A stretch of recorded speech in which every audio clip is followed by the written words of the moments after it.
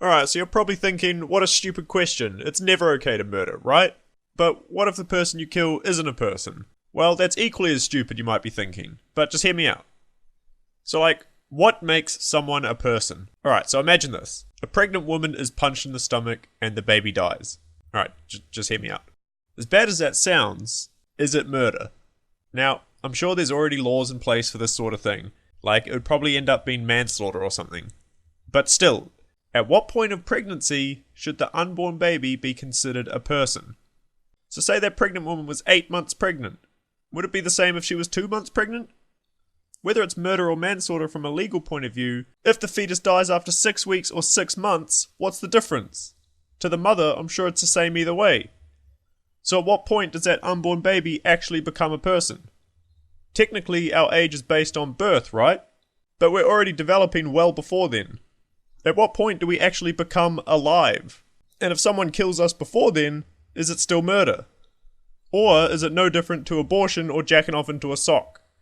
Okay, so that's probably enough baby killing for now. So here's something else to think about. If I clone myself, does the clone have the same rights as a person? What if I instantly kill the clone? Is that murder? I'm still alive, and the clone was just a copy. It didn't even exist 5 minutes earlier, so it's fine, right?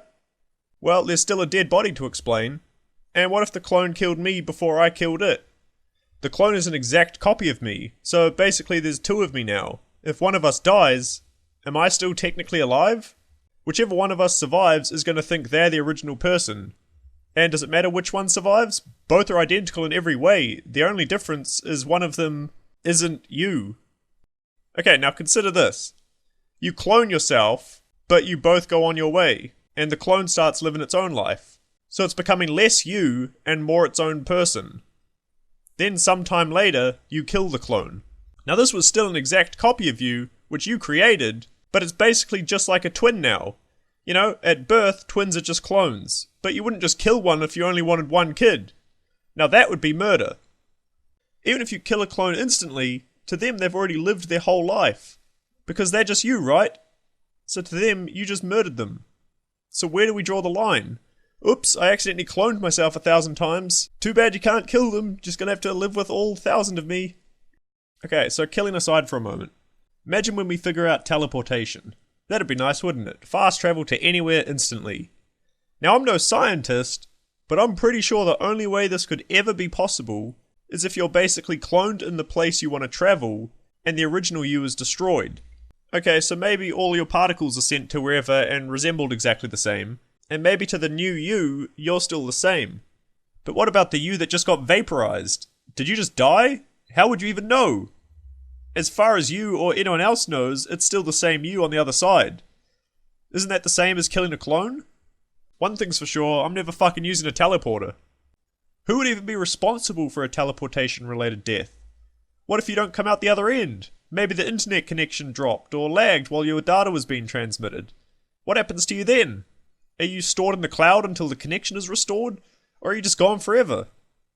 Even if your data is somehow stored somewhere, are you still alive? Or are you dead and your potential clone just isn't born yet? So what makes us human? What makes a person a person? What about zombies? They're technically dead, so it's fine to kill them, right? But let's be honest, the only real zombies will be just some sort of disease. In other words, they're not really going to be dead. So this really sick person who uncontrollably tries to bite you and infect you, is it okay to kill them? How is that sick person more alive than a zombie? And how are they less alive than a human? Maybe there's a cure, but according to every apocalypse movie, it's still okay to kill them. So when is murder not murder? And what makes a person a person? I don't know. Too deep for me.